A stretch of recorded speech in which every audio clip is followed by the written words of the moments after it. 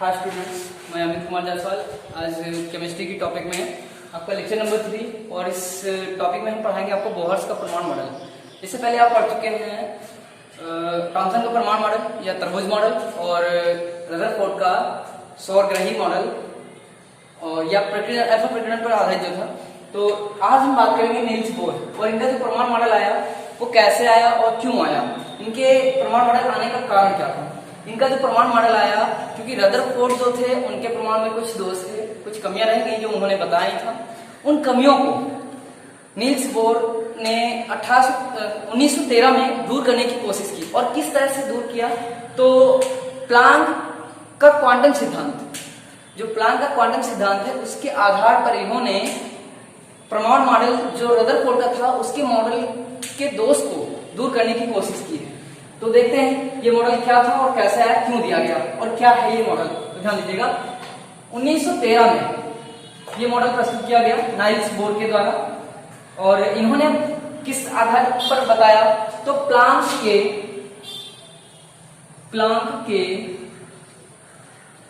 Quantum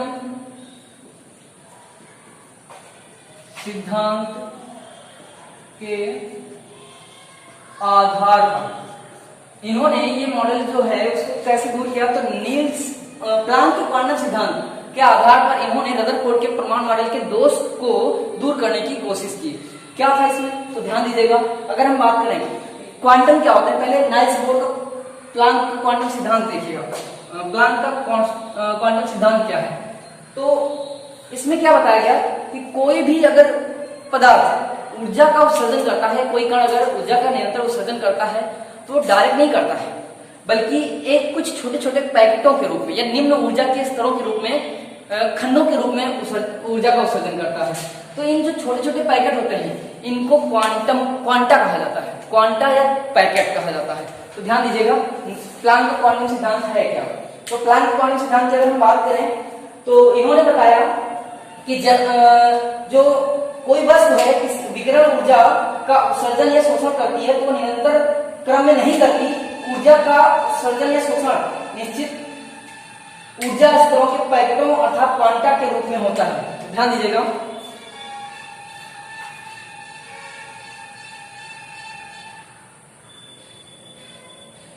इस सिद्धांत को देखिएगा। और क्या है, कोई वस्तु विकिरण ऊर्जा का, कोई वस्तु विकिरण, इसको नोट में आप लोग अलग लिख लीजिएगा। प्लांक का क्वांटम सिद्धांत के आधार पर तो है, लेकिन इस सिद्धांत को आप अलग लिखेंगे नोट डालकर। कोई वस्तु विकिरण ऊर्जा का अवशोषण या उत्सर्जन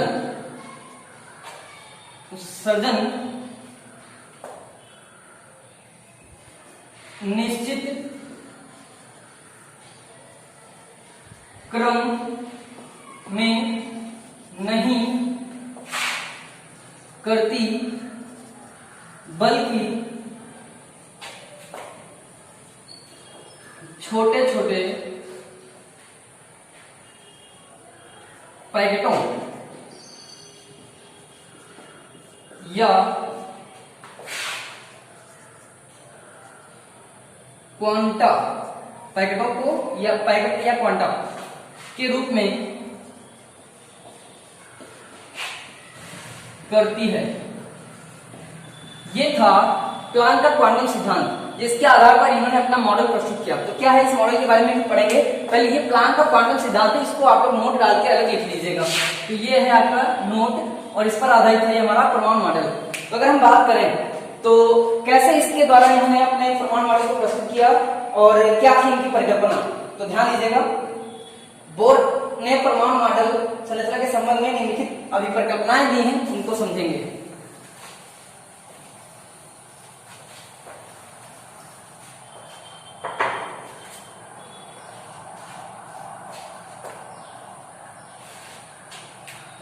बोर की परिकल्पनाएं,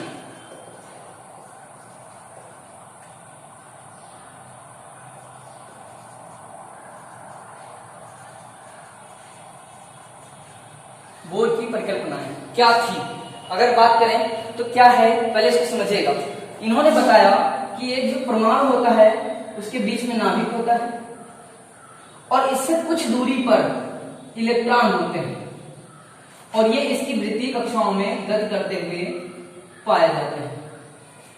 अब जाहिर सी बात अगर हम देखें यहां पर इलेक्ट्रॉन है तो यहां से इसकी जो त्रिज्या होगी ये इनकी त्रिज्या होती है। पहले इसको समझिएगा फिर बताते हैं। इसको स्मॉल आर कहते हैं। इलेक्ट्रॉन का कुछ भार होगा, ये भार हो जाएगा, इसका कुछ भार भी होगा और इनकी जो गति होगी जो v है वेग भार m और त्रिज्या r है। अब ये मैंने क्यों बताया इसको समझिएगा। एक परमाणु है, ये जो है इलेक्ट्रॉन गति करने को बताया जा रहा है।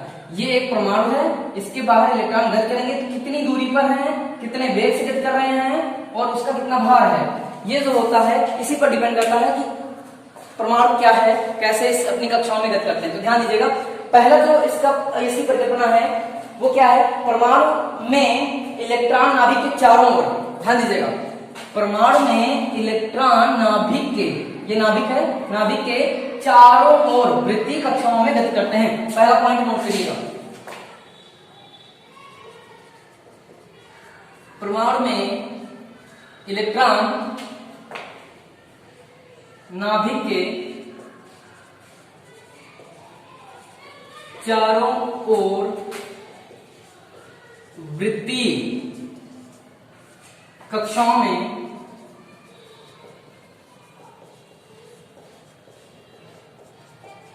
गति करते हैं, गति करते हैं। पहला पॉइंट हो गया। दूसरा क्या हो जाएगा, दूसरा पॉइंट हो जाएगा कि ये जब गति करेंगे तो ये इनके बाहर तो कक्षाएं बहुत सी होती हैं। इस परमाणु जो है ये परमाणु की पहली कक्षा हो जाएगी। इसी तरह नाभिक के चारों ओर बहुत सी कक्षाएं हैं, लेकिन जरूरी नहीं है कि हर कक्षाओं में इलेक्ट्रॉन गति ही करें। जैसे हम अगर बात करें, ये परमाणु का नाभिक है, इसके बाद कक्षा है, ये कक्षा है, ये निरंतर सारी कक्षाएं पाई जाती हैं, सारी कक्षाएं हैं, लेकिन जरूरी नहीं कि हर एक कक्षा में गति करें। इस वाली कक्षा में गति कर सकता है, इस वाली में कर सकता है, हो सकता है इस वाली में भी करे। तो क्यों करेगा, कैसे करेगा, तो ध्यान दीजिएगा, ध्यान देना। इलेक्ट्रॉन को हम ई नॉट से लिख रहे हैं, ई माइनस से। इलेक्ट्रॉन सिर्फ उन्हीं, एक मिनट पहले इसको समझ लीजिएगा कितनी कक्षाएं होती हैं। नाभिक के चारों ओर अनेक वृत्तीय कक्षाएं होती हैं। कक्षाएं तो तमाम होती हैं, कई होती हैं, लेकिन किसमें ये गति करेंगे, तो ध्यान दीजिएगा, जिनका कोणीय संवेग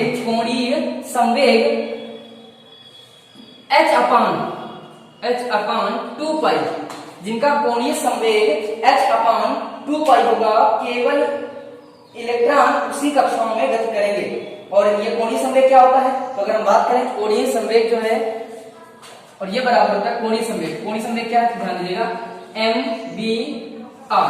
ये जो mvr है, m बराबर परमाणु का भार, ये दिया है, v जो है वेग है, और जो r है वो परमाणु की त्रिज्या है। यानी कोणीय संवेग जो होता है, जिनका एक निश्चित कोणीय संवेग होगा उन्हीं कक्षाओं में, यानी इनका गुणित होगा। अब गुणित कैसे होगा हम आपको बताते हैं आगे। तो जैसे अगर कई कक्षाएं हैं, इस कक्षा के बाद, एक कक्षा के बाद दूसरी कक्षा है, तीसरी कक्षा है, तो अगर हम मानते हैं पहली कक्षा में गति कर रहा है, फिर तीसरी में कर रहा है, दूसरी में नहीं कर रहा है, तो तीसरी में क्यों कर रहा है, क्योंकि उनका गुणित जो संवेग है, कोणीय संवेग, वो h/2π का गुणित रूप होगा। अब गुणित क्यों होगा, n हो सकता है, यहाँ पर n बराबर हमारा 1 या 2 या 3, इसका गुणज होगा। h/2π का जो मान होगा उसका गुना होगा, 1 गुना होगा या 2 गुना होगा या 3 गुना होगा। तो इस चीज को समझिएगा जरा क्या है,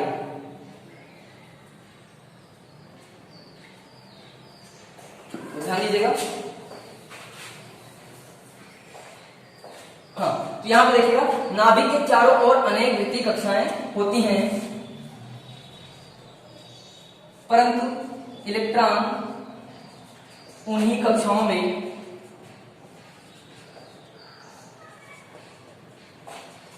गति करते हैं जिनका कोणीय संवेग h, ये ध्यान रखिएगा, h अपान 2 पाई, इस चीज को ध्यान रखिएगा, h अपान 2 पाई है, ये चीज ध्यान रखिएगा, इसको कोई और वर्ड ना लिख दीजिएगा। h अपान 2 पाई का पूर्ण गुणित उन्हीं कक्षाओं में गति करते हैं जिनका कोणीय संवेग h अपान 2 पाई का पूर्ण गुणित होता है, ये ध्यान रखिएगा। और जिनका कोणीय संवेग h अपान 2 पाई का पूर्ण गुणित होगा, ऐसी कक्षाएं, पूर्ण गुणित जो कक्षाएं होंगी वो स्थायी कक्षाएं कहलाती हैं, ध्यान रखिएगा। तीसरा पॉइंट, जिन कक्षाओं का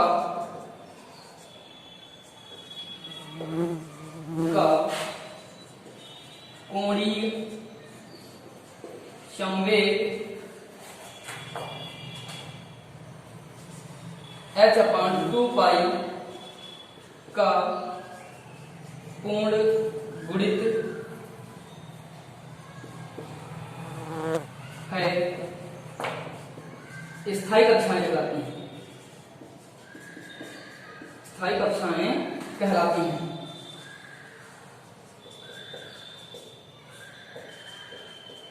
स्थायी कक्षाएं कहलाती हैं।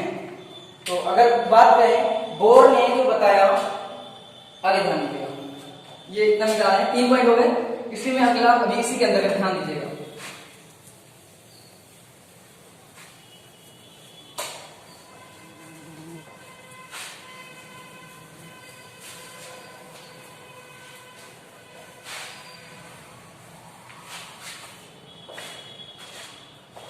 तो ध्यान दीजिएगा, यदि किसी इलेक्ट्रॉन का भार, उसी के आगे लिखेगा अगली लाइन से, यहां से लिख रहे हैं, यदि इलेक्ट्रॉन का भार स्मॉल m, त्रिज्या स्मॉल r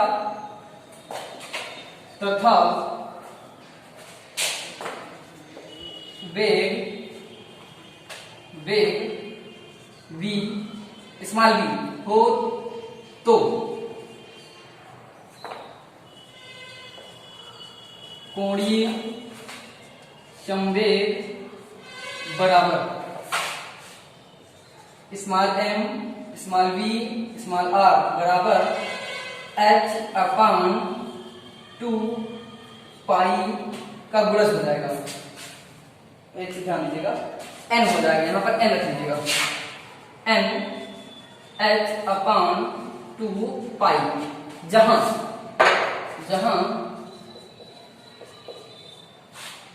n बराबर कक्षाएं, अगर कक्षाएं कहें 1 2 3 ये हो सकते हैं, ये कक्षाओं की संख्या होंगी। जैसे पहली कक्षा है तो उसका 1 से गुणा h अपान 2 पाई के साथ, 2 है दूसरी कक्षा है तो दूसरी, अगर दूसरी कक्षा में इलेक्ट्रॉन है तो 2n h अपान 2 पाई, अगर तीसरी कक्षा में इलेक्ट्रॉन गति कर रहा है तो 3 इंटू h अपान 2 पाई, ये हो सकता है। इसके साथ गुणा होगा और इसके भागफल का, तो हमारा कोणीय संवेग जो हो जाएगा ये है कोणीय संवेग mvr, पदार्थ का भार, वेग और जो त्रिज्या होगी यही हमारा कोणीय संवेग कहलाती है। इस कोणीय संवेग कहेंगे, कोणीय संवेग, ये mvr है, ये जो है ये कोणीय संवेग है, जहां n बराबर कोणीय संवेग बताया गया है। और यहीं पर h की बात करें तो h हमारा जो है वो प्लांक नियतांक होता है, प्लांक कांस्टेंट होता है।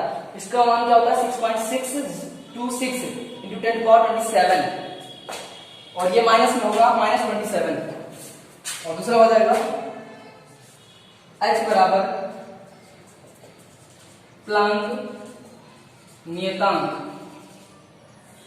जिसका मान होता है 6.626 इंटू 10 टू पावर -27,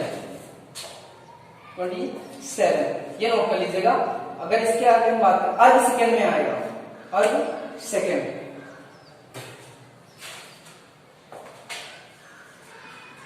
अर्ध सेकेंड, या इसी को अगर हम लिखें और चलिए इसी का मान अगर हम ऊपर बताएं और इसको हम क्या लिख सकते हैं, अगर इनको जूल सेकंड में लिखें तो क्या लिख सकते हैं, तो ये हो जाएगा 6.626 into 10⁻34 joule second, joule second ये हो जाएगा। अब ध्यान दीजिएगा, ये पॉइंट आपको समझ में आ रहा है। एक बार हम रिवीजन करवा दे रहे हैं। रिवीजन करना क्या है, ध्यान दीजिएगा। बोहर का परमाणु मॉडल आया, इसमें इन्होंने पहले बताया बोर्ड ने कि जो प्लांक का क्वांटम सिद्धांत है, इसी आधार पर जो इलेक्ट्रॉन होते हैं, कोई भी अगर हम पदार्थ ले लें तो जब ऊर्जा का विसर्जन करता है निरंतर, तो वो डायरेक्ट नहीं करता है, पूर्ण रूप से नहीं करता है, वो धीरे धीरे करता है, छोटे छोटे पैकेटों के रूप में करता है। और ऐसे जो पैकेट होते हैं इनको क्वांटा कहा जाता है। तो इसीलिए जो प्लांक का सिद्धांत आया, क्वांटा सिद्धांत, या इसको प्लांक का क्वांटम सिद्धांत कहते हैं। और इन्होंने अपना एक h का मान दिया जिसे प्लांक नियतांक कहते हैं, जिसका मान था 6.626 इंटू 10⁻27 अर्ध सेकंड, या फिर इसी को हम लिख सकते हैं 6.626 इंटू 10⁻34 जूल सेकंड। अब ध्यान दीजिएगा, इन्होंने क्या बताया। पहली बात तो बोर्ड ने बताया कि जो इलेक्ट्रॉन है वो नाभिक के चारों ओर वृत्तीय कक्षाओं में गति करते हुए पाए जाते हैं। और दूसरा पॉइंट है कि प्रत्येक वृत्तीय कक्षाओं का एक कोणीय संवेग होता है। कक्षाएं तो बहुत सी होती हैं, लेकिन सिर्फ उन्हीं कक्षाओं में इलेक्ट्रॉन गति करते हुए पाए जाएंगे जिनका कोणीय संवेग mvr जो होगा, भार, वेग और त्रिज्या का गुणज जो होगा NH/2π के बराबर होगा। उन्हीं कक्षाओं में गति करते हुए पाया जाएगा। और अगर हम बात करें, इन कक्षाओं की संख्या n हो सकती है, जहां n जो है वो हमारी कक्षा है, और ऐसी कक्षाएं जिनमें इलेक्ट्रॉन गति करते हुए पाए जाएंगे जिनका कोणीय संवेग इसके बराबर होगा, लगभग n/h/2π के बराबर होगा, ऐसी कक्षाएं स्थायी कक्षाएं कहलाएंगी। ये आपको ध्यान रखना है। तो आगे अगर हम बात करें कि क्या होता है, तो मुख्य क्वांटम संख्या के रूप में भी दिखाया जाता है, जहां n क्या है, एक बार और समझिएगा। इसको प्लांक में मिटा दे रहे हैं, इसको ध्यान दीजिएगा। एक बार n के बारे में बात करते हैं। जहां n क्या है, उनको हम क्वांटम संख्या कह सकते हैं, क्वांटम संख्या। अब ये क्वांटम संख्या क्या है, तो इनके बारे में थोड़ा सा बात कर लेते हैं। इसको मिटा देते हैं। जहां n क्या है, 1 2 3, ये क्वांटम संख्या हो सकती है। क्वांटम संख्या क्या है, इनको ध्यान दीजिएगा।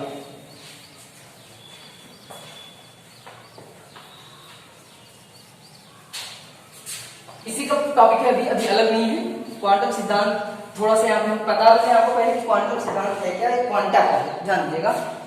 अगर क्वांटा की बात करें, क्वांटम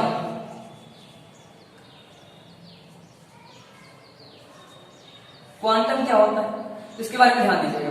क्वांटम जो होता है, किसी परमाणु में ऊर्जा स्तर, उप ऊर्जा स्तर, ऑर्बिटल और इलेक्ट्रॉनों की स्थिति को जो बताता है, ऐसी संख्याएं जो बताती हैं, ऐसी संख्याएं क्वांटम संख्याएं कहलाती हैं। अर्थात क्वांटम संख्याएं वे संख्याएं होती हैं जो परमाणु में उपस्थित इलेक्ट्रॉन की स्थिति, यानी कक्षा, उप कक्षा या ऊर्जा स्तर, उप ऊर्जा स्तर को बताती हैं, वो क्वांटम संख्याएं कहलाती हैं।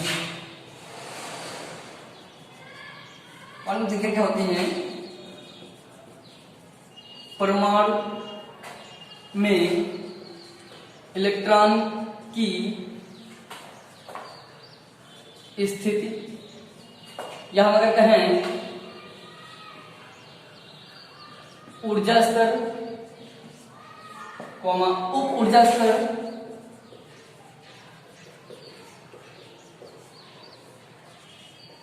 को बताने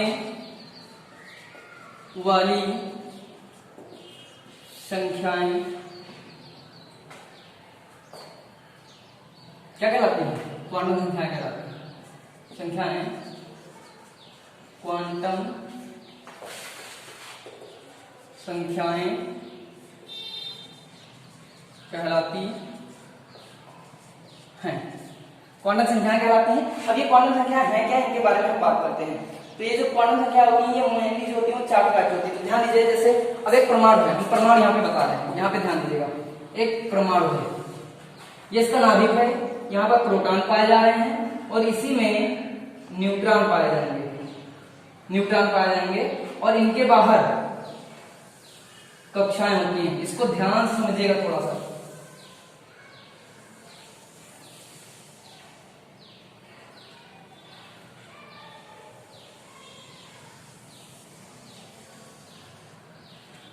इसको समझिएगा अच्छे से थोड़ा सा। हम बात करेंगे, यहाँ पे हैं तो बहुत सी कक्षाएं, यहाँ बीच में भी कक्षाएं होंगी, यहाँ पर होंगी, यहाँ पर भी होंगी, यहाँ पे कक्षाएं होंगी चारों तरफ, लेकिन इन सभी कक्षाओं में गति नहीं करेंगे इलेक्ट्रॉन। किस में गति करेंगे? तो सिर्फ उन्हीं कक्षाओं में गति करेंगे जिनका कोणीय संवेग mvr, ये कोणीय संवेग है, बराबर होगा n h/2 पाई के बराबर होगा, जिनका मान ये होगा, जिन कक्षाओं का मान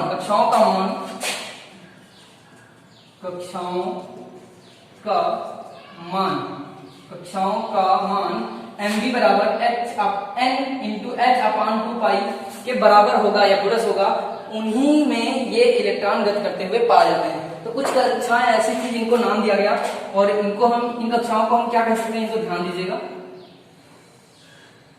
इसको हम जरा साफ थोड़ा सा बना रहे हैं, ध्यान दीजिएगा। यह मिटा रहे हैं, पहले परमाणु मॉडल समझ लीजिए।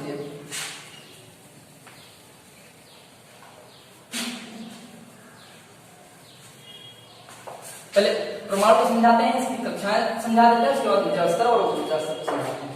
ध्यान दीजिएगा।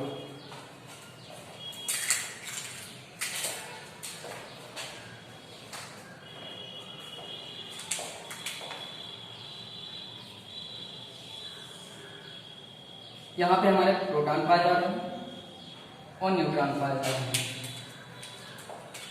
इसके बाहर कक्षाएं पाई जाएंगी।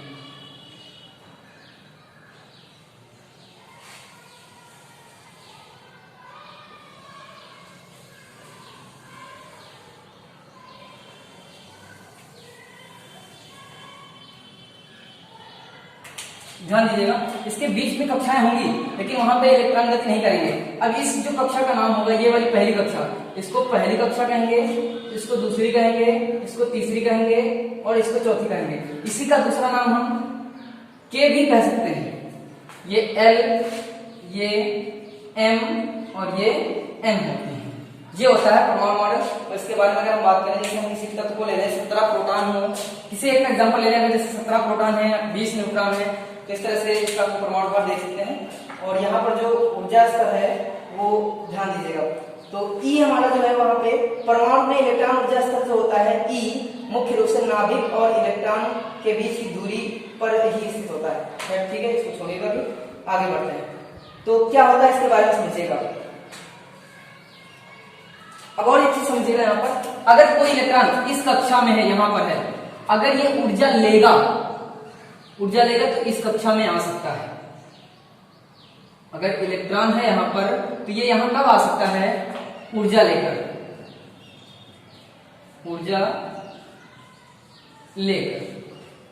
लेकिन अगर इलेक्ट्रॉन यहां पर है और वो यहां आना चाह रहा है, अगर यहां इलेक्ट्रॉन है और यहां आना चाह रहा है, तो कब आएगा? ऊर्जा देकर या ऊर्जा का ह्रास करके, ऊर्जा का ह्रास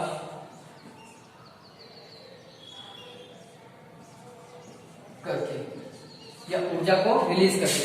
ऊर्जा लेकर यहां आ सकता है, अगर इसे ऊर्जा मिल गई है तो ये यहां आ जाएगा, अगर ऊर्जा इसकी कम हो गई तो ये यहां आ सकता है। और इसी प्रकार जब ये इस तरह से आएंगे जाएंगे, इलेक्ट्रॉन कक्षाओं में परिवर्तन करेंगे, तभी पे क्वांटम का निर्माण होता है, यानी कि हम कह सकते हैं स्पेक्ट्रम का निर्माण होता है।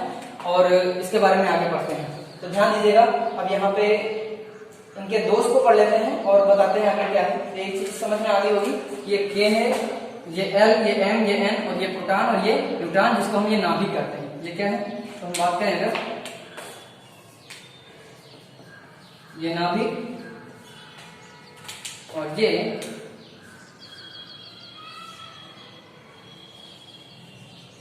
कक्षाएं, आई होप इतना समझ में आया होगा। अब आगे देखते हैं तो क्या होता है, इनके दोष क्या है इसके बारे में पढ़ते हैं। नील्स बोर के दोष।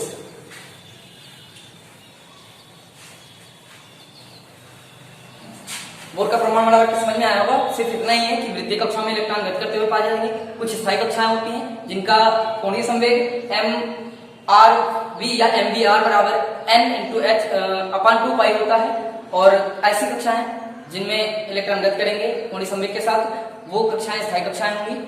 और इनमें क्वांटम के साथ ऊर्जा का रिलीजमेंट होता है, ये भी बताया। बस 4 पॉइंट है, इनको आप लोग याद रखिएगा। इनके दोष को पढ़ते हैं, और दोष क्या है इसके बारे में जानेंगे। तो आगे हो जाएगा, अगर हम बात करें इनके नील्स बोर के दोष, तो दोष क्या हो जाएंगे बोर के दोष।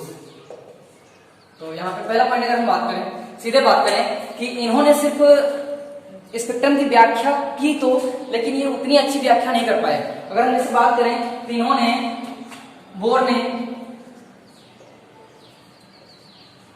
ने हाइड्रोजन, ध्यान दीजिएगा, जिनके पास एक प्रोटॉन है, जिनके पास सिर्फ एक प्रोटॉन है, जैसे ये हो गया, और He या Li प्लस, Li3 प्लस ले लेते हैं, Li2 प्लस और Be3 प्लस, Be3 प्लस। जैसे एकल प्रोटॉन या हल्के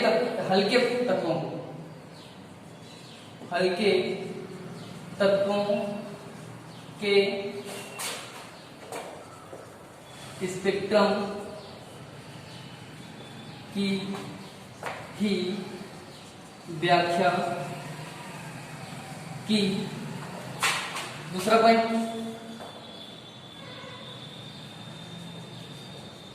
भारी नाभिक, जिसमें ज्यादा प्रोटॉन और न्यूट्रॉन होते हैं, भारी नाभिक वाले तत्वों के स्पेक्ट्रम की व्याख्या करने में असफल रहे। और तीसरा पॉइंट हो जाएगा, इन्होंने जो स्पेक्ट्रम की लाइनें निकलती हैं, जो अगर हाई स्कोप वाले इलेक्ट्रोस्कोपी द्वारा देखा गया कि जो स्पेक्ट्रम निकल रहे हैं, उसके द्वारा जब स्टडी की गई तो पाया गया कि इन्होंने बड़े स्पेक्ट्रम की बात तो बता दी, लेकिन उसमें जो किरण पुंज के अंतर्गत कुछ छोटी छोटी स्पेक्ट्रम लाइनें दिखाई देती हैं, इन्होंने उसकी व्याख्या नहीं की। तो ये हो जाएगा हमारा तीसरा पॉइंट कि जिन वस्तुओं में विकिरण ऊर्जा का उत्सर्जन होता है, चुंबकीय क्षेत्र में रख देने पर स्पेक्ट्रम रेखाएं विभक्त हो जाती हैं। इस प्रकार स्पेक्ट्रम रेखाओं के विघटन को इन्होंने जेमर प्रभाव के द्वारा नहीं बताया। तो ध्यान रखिएगा, क्या हो जाएगा,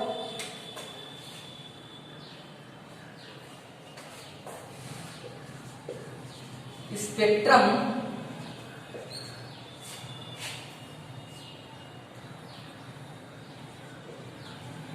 रेखाएं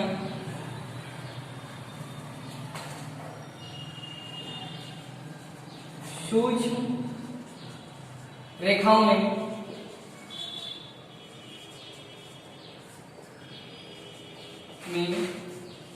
विभक्त हो जाती हैं। सूक्ष्म रेखाओं में, ध्यान दीजिएगा, सूक्ष्म रेखाओं में विभक्त हो जाती है। अगर कोई लाइन जा रही है, कोई स्पेक्ट्रम जा रहा है, तो ये आगे चल के अगर दिखाई दिया तो ये छोटी छोटी लाइनों में विभक्त था, ये छोटी छोटी लाइनों में विभक्त होता था, जिसका प्रभाव, जिसके बारे में इन्होंने अपनी व्याख्या नहीं दी। तो स्पेक्ट्रम रेखाएं सूक्ष्म रेखाओं में विभक्त हो जाती हैं, जिसकी व्याख्या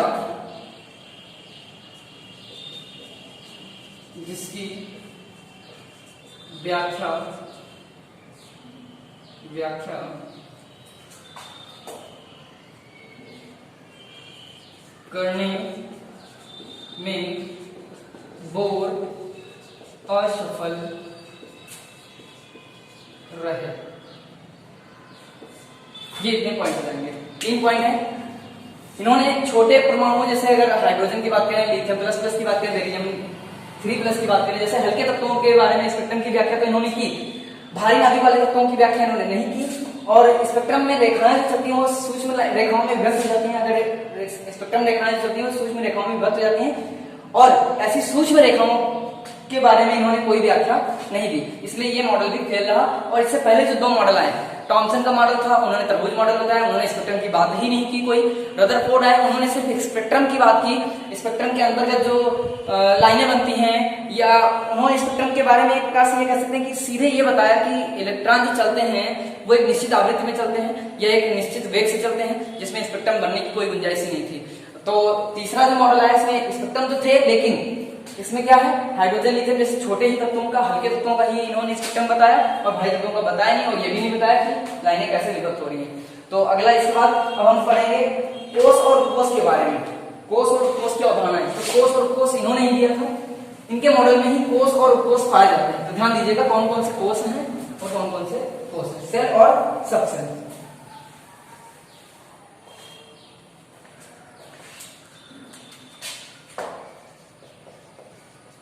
कोस तथा उपकोस की अवधारणाएं। कोस को क्या कहते हैं, कोस को सेल कहते हैं, और उपकोस को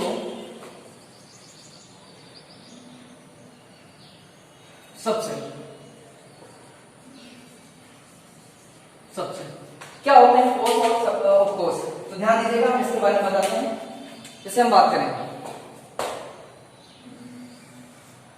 ये नाभिक है, ये नाभिक है, इसके बाहर कक्षाएं हैं।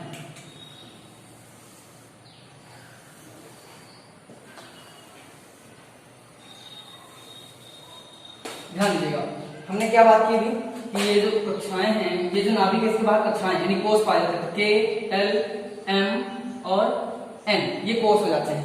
लेकिन अगर हम ये जनरली कहें कि एक प्रकार से पूरा इनके बाहर एक गांव है, एक ही गांव पाए जा रहे हैं, ये एक शहर है, पूरा एक शहर है, इसके अंदर एक गांव है, इसमें कुछ मकान है, उसके मकान के अंतर्गत भी कुछ लोग रहते हैं। इस तरह से अगर हम बात करें, जैसे यहाँ पे एक कक्षा है, इसके पास कौन सा कोस होता है, ध्यान दीजिएगा, यहाँ पे हम बात कर रहे हैं कोस क्या है, कोस क्वांटम संख्या या उपकोस कह सकते हैं, उपकोस ऑर्बिटल,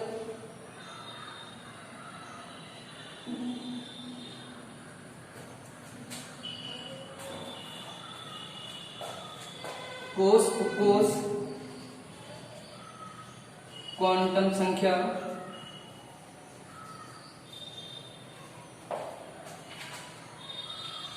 चलिए इतना देखते हैं। तो क्या है, के जो होता है, के के पास, इसको पहली कक्षा कहा जाता है, इसको दूसरी, इसको तीसरी, इसको चौथी। इसके पास जो उपकोस होते हैं ये अलग अलग होते हैं। इसके पास एस उपकोस होता है, इसके पास एस और पी दोनों होते हैं, इसके पास एस पी और डी 3 होते हैं, इसके पास चौथी में एस पी डी और एफ ये चारों पाए जाते हैं। इस चीज को ध्यान रखिएगा, ये फिगर आप लोग बना लीजिएगा कहीं पर, इसी को आगे हम समझा रहे हैं कैसे पाए जाते हैं। और एक चीज ध्यान रखिएगा, अगर हम बात करें एस के पास इलेक्ट्रॉन होंगे, एस के पास 2 इलेक्ट्रॉन, पी के पास 6 और डी के पास देखें तो 10 और एफ के पास देखें तो 14। तो इस प्रकार से अगर हम बात करें, एस पहली कक्षा में एस ऑर्बिटल ये है, इसलिए यहाँ पर 2 इलेक्ट्रॉन होंगे, और पी के पास एस और पी है तो 2 और 6 ये 8 हो जाएंगे, 8 इलेक्ट्रॉन होंगे इनके पास। तीसरी कक्षा में एस पी और डी तीनों हैं, 10 6 16 और 2 18, यानी इसके पास 18 इलेक्ट्रॉन हो जाएंगे। और जबकि एस पी डी और एफ चारों चौथी कक्षा में पाए जा रहे हैं, एस में 2, पी में 6, डी में 10 और एफ में 14। इस प्रकार से इसके पास 32 इलेक्ट्रॉन हो जाएंगे। तो इन्हीं चीजों के बारे में गणना भी करनी है हमें आगे, तो देखते हैं। इसको अभी मिटा दें, ये फिगर मिटा दें और आगे यहाँ से समझ में आ रहा है, इसको बना लीजिएगा आप लोग, फिर आगे बढ़ते हैं। वीडियो को रोक के आप लोग भी जब देख लीजिएगा और जैसे भी होगा इसको बना लीजिएगा। अब आगे बढ़ते हैं, तो है क्या यहाँ पर, उपकोषों की संख्या क्या है और उपकोषों के प्रतीक क्या है। तो उपकोषों के प्रतीक यहाँ पर दे देते हैं, उपकोषों के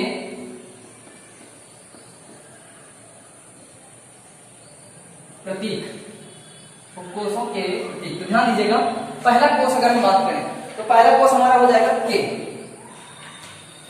पहला कोष हमारा के, फिर एल, फिर एम और फिर लास्ट हो जाएगा एन। अब इसमें अगर कोषों की बात करें तो यहाँ पर इसकी क्वांटम संख्या होता है, यहाँ पर कोष कितने होते हैं, यहाँ पर एक होता है, एक कोष होता है, या ऐसे हम लिखें एक कोष होगा, यहाँ पर दो होंगे, इनके पास तीन कोष होते हैं और इनके पास चार कोष होते हैं। अभी हमने बताया ये नाभिक, पहली कक्षा, दूसरी कक्षा, इसके पास के, ये एल, तो इसके पास एक कोष, इसके पास दो, अगले में तीन, इसके बाद चार। तो ये चीज ध्यान रखिएगा आप लोग। अभी हमने जो फिगर बनाया था उसमें देखिएगा, फिगर में एक कोष जो कि एस होता है, ध्यान दीजिए कौन सा होता है इसके पास 1s होता है।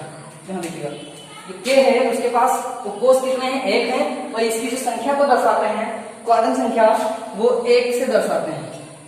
और ये कोष जो होगा क्वांटम संख्या एक होगी, के इसकी पहली कक्षा है, क्वांटम संख्या इसकी एक होगी, एल है इसकी क्वांटम संख्या 2 हो जाएगी, इस एल है, एम है इसकी क्वांटम संख्या 3 हो जाएगी, एन है इसकी क्वांटम संख्या 4 हो जाएगी। लेकिन अगर कोष की बात करें तो इसमें कोष कौन कौन से होते हैं, तो कोष देखिएगा, कोषों का प्रतीक जो होता है यहाँ पर एस, जो एक है वो एस होता है, 1s कह सकते हैं इसको, 1s। जो दो होंगे, एल के पास दो कोष होंगे, तो ये हम अगर कहें तो एसपीडीएफ के रूप में, एसपीडीएफ के रूप में होते हैं, एसपीडीएफ के रूप में, एसपीडीएफ के रूप में। तो ये पहला होता है, के पास ऐसे ही होता है। एल वाली कक्षा में एस और पी दोनों होते हैं, 1s होता है, 2s होता है, दूसरी कक्षा है इसलिए 2, दूसरा एल बराबर 2 है, और 2s 2p।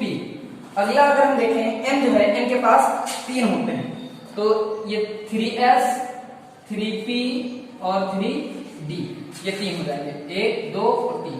अगला देखिएगा इसके पास एन वाली जो चौथी कक्षा थी उसमें कितने कोष थे, तो वहां पर चौथी कक्षा 4 लिखेंगे, और s होता है s लिखेंगे, और 4s, फिर 4p, फिर 4d, फिर 4f, ये 4 कोष हो जाते हैं। एन कक्षा को इनकी क्वांटम संख्या अगर लिखेंगे तो 4 होती है, और जो इनके कोष है वो सामने दिए गए हैं, कोषों का प्रतीक। अगर पूछा जाए के में कितने कोष होते हैं तो आपको पता है एक कोष होता है, एल में कौन से होते हैं तो एस होता है, और अगर पूछे एल में तो 2 होते हैं, एस और पी होते हैं, मैंने अभी बता दिया। जैसे एस, एस पी, फिर एस पी डी, वैसे ही एस पी डी एफ। तो यही चीज हमने यहाँ लिखी हुई है, इस चीज ध्यान रखिएगा आप लोग। तो आपको फिगर से समझ में आ रहा होगा अच्छे से। अगला अगर हम बात करें तो कोष और इलेक्ट्रॉनों की संख्या और उनके संकेत क्या होते हैं, ध्यान दीजिएगा। कोष के बारे में पढ़ेंगे, ये जो कोष होते हैं,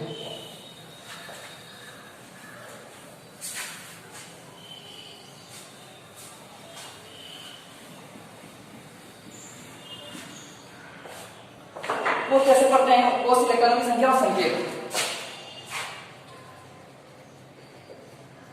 कोष क्या होते हैं अब आपको पता है, S होगा, P होगा, D होगा और F होंगे, S होगा, P होगा, D होगा और F होंगे। कोष की बात फिर इनमें आएगा, इनमें इलेक्ट्रॉनों की संख्या, इलेक्ट्रॉनों की संख्या। अब आपको जनरली पता होता है S है, P है, D है, F है, हमने बता रखा है इसके पास एक ऑर्बिटल होता है, इसमें 2 इलेक्ट्रॉन जाते हैं, इसके पास 3 होते हैं तो इसमें 6 जाएंगे, इसमें 2, इसमें 6। अगला होगा इसके पास 5 होते हैं,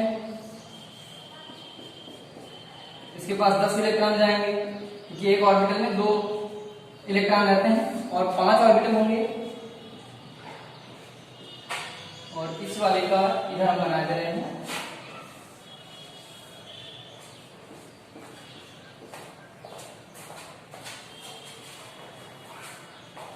इसमें 2, 2, 4, 2, 6, 2, 8, 2, 10, 2, 12, तो 14 इलेक्ट्रॉन।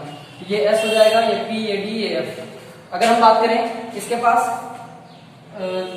S में एक ऑर्बिटल है, एक इलेक्ट्रॉन, इसमें 2 इलेक्ट्रॉन जाएंगे, और P के पास 3 ऑर्बिटल है, इसमें 6 इलेक्ट्रॉन जाएंगे। इस चीज को ध्यान रखिएगा।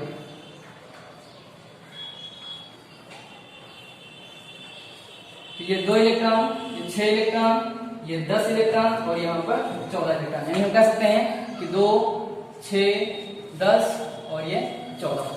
आप लोग याद करिएगा। तो इसी तरह यहाँ पे हमको निकालना भी है।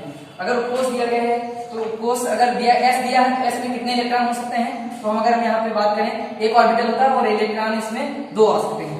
पी है तो पी के पास आप देख रहे हैं 3 ऑर्बिटल है और 3 ऑर्बिटल में इलेक्ट्रॉन कितने जा सकते हैं, तो 6 जा सकते हैं। और अगर हम बात करें तीसरा क्या हो जाएगा हमारा डी हो जाएगा। डी के अंतर्गत हमारे 5 ऑर्बिटल है और 5 ऑर्बिटल में इलेक्ट्रॉन कितने जाएंगे, तो 10 जाएंगे, इसलिए यहाँ पर 10 इलेक्ट्रॉन हो जाएंगे। और अगर एफ की बात करें तो एफ में हमारे 7 ऑर्बिटल होते हैं और यहाँ पर इलेक्ट्रॉनों की संख्या फिर 14 हो जाएगी। अब आगे बात करें अगर यहाँ पर तो इनमें कितने कितने इलेक्ट्रॉन जाएंगे, 2, 6, 10, 14। अगर संकेत देखें तो हम इसको लिख भी सकते हैं, कैसे लिखेंगे, तो उसके प्रति संकेत क्या है, संकेत क्या है ध्यान दीजिएगा।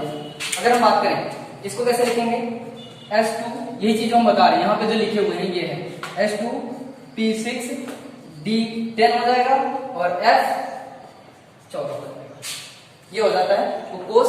और कोष के बारे में आपने पढ़ा। अगर कोष को हम मेनली बात करें तो कोष जो होते हैं वो बाहर कक्षाओं में नाभिक के चारों ओर होते हैं, पहली कक्षा K, दूसरी कक्षा L, तीसरी कक्षा M।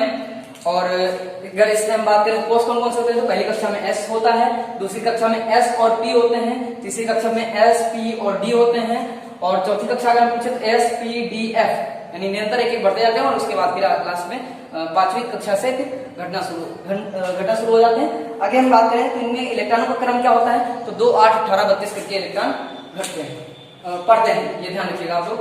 तो इतना आपके समझ में आ गया होगा कोष और कोष क्या है। तो कोष क्या है आपको पता है, ये ऊर्जा स्तर को बताते हैं और जो कोष होते हैं ये उप ऊर्जा स्तर को बताते हैं। परमाणु मॉडल आपने एक बार देख लिया, अभी एक बार और इसको देख लीजिए क्या होता है परमाणु मॉडल।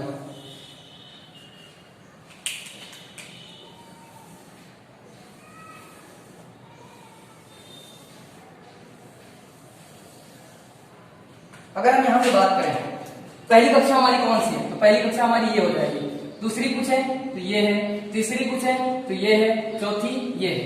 इसको हम के नाम से जानते हैं, इसको L के नाम से, इसको M के नाम से और इसको N के नाम से। अगर पूछा जाए पहली कक्षा में ऑर्बिटल कौन कौन से होते हैं, तो इसमें सिर्फ और सिर्फ S ऑर्बिटल होता है पहली कक्षा में। दूसरी कक्षा में पूछे तो S और P होता है, तीसरी में पूछे S, P, D होते हैं, चौथी में पूछे तो S, P, D और F होते हैं। अब इलेक्ट्रॉन अगर निकालना है हमें तो हमें क्वांटम संख्या अगर n पता है, क्वांटम संख्या अगर n हमें पता है, n बराबर अगर 1 है या 2 है या 3 है डॉट डॉट जो भी है, तो अगर हमें पता है कि हमें 2 पता है कि क्वांटम संख्या 2 है, तो उसमें इलेक्ट्रॉनों की संख्या या ऑर्बिटलों की संख्या निकालेंगे तो कैसे निकालेंगे, तो ध्यान दीजिएगा। अगर क्वांटम संख्या हमें 2 दी गई है तो क्वांटम संख्या में ऑर्बिटल कितने होंगे, इसके लिए क्या सूत्र होगा। और अगर हम कहें कि क्वांटम संख्या दी गई है और उसमें इलेक्ट्रॉनों की संख्या क्या होगी, तो उसके लिए सूत्र देखिएगा क्या होता है। तो n क्वांटम संख्या में n क्वांटम संख्या के लिए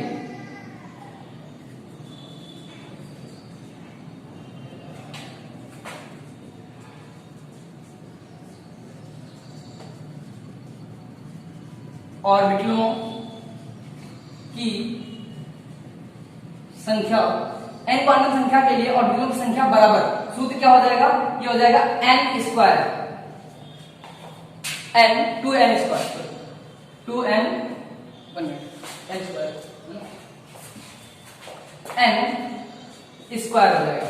अगर हम यहीं पर पूछें n क्वांटम संख्याओं के लिए ऑर्बिटलों में उपस्थित इलेक्ट्रॉनों की संख्या, तो क्या हो जाएगा, n क्वांटम संख्या के लिए इलेक्ट्रॉनों की संख्या, ध्यान दीजिएगा, इसको हम निकाल के भी बताएंगे आपको। n क्वांटम संख्या अगर दी गई है, जैसे पहली क्वांटम संख्या दी गई है 1 है, दूसरी क्वांटम संख्या 2 है, तीसरी 3 है, चौथी 4 है, अगर कोई एक दी जाए तो इसमें पूछा जाए कि ऑर्बिटलों की संख्या, तो आपको ये सूत्र रखना है।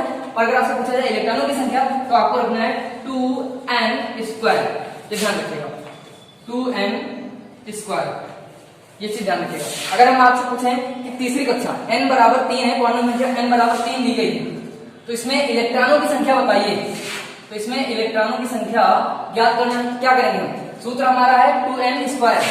तो हम रख दें इलेक्ट्रॉनों की संख्या बराबर हमारा क्या निकल आएगा, तो 2 इंटू n बराबर 3 दिया गया है और इसका स्क्वायर कर दिया गया है, तो ये हमारा निकल आएगा 2n स्क्वायर है 3 त्रिका 9 गुणे 2 तो बराबर 18। यानी पहली कक्षा में जो तीसरी कक्षा में कितने इलेक्ट्रॉन पाए जाएंगे, तो 18 पाए जाएंगे। आपको पता है कैसे, क्योंकि यहाँ पे एक ऐसा ऑर्बिटल है, इसमें sp है, इसमें sp d तीन मौजूद है। यानी d जो है तीसरी कक्षा में अगर पूछे कितने ऑर्बिटल हैं तो d तक के मौजूद हैं, s का 1, p के 3 और d के 5, इस तरह से 9 ऑर्बिटल मौजूद हैं और इसमें इलेक्ट्रॉनों की संख्या टोटल जो हो जाएगी वो 18 हो जाएगी।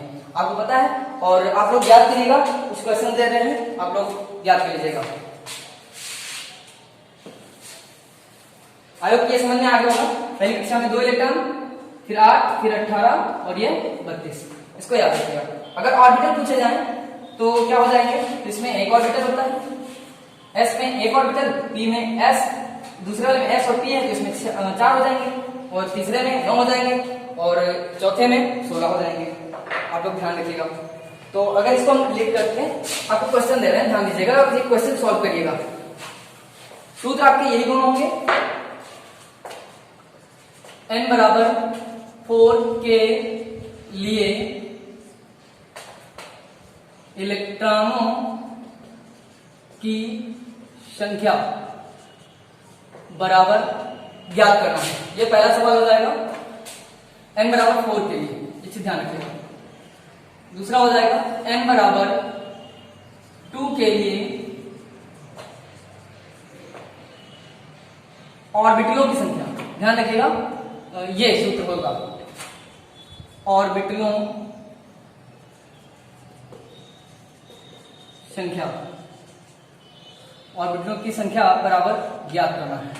तीसरा सवाल हो जाएगा हमारा n बराबर 3 के लिए ऑर्बिटलों की संख्या बराबर ज्ञात करना है। और अगला हो जाएगा, चौथा सवाल हो जाएगा n बराबर 1 के लिए